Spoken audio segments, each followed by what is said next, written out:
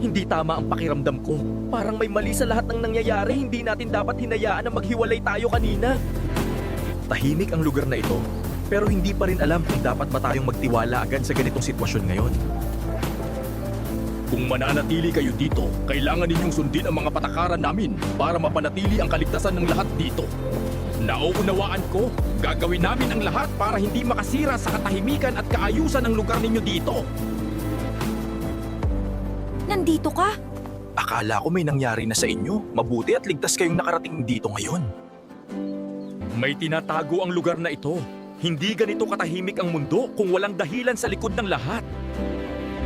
Mananatili muna tayo dito, pero kailangan nating maging handa kung sakaling may mangyaring hindi natin inaasahan.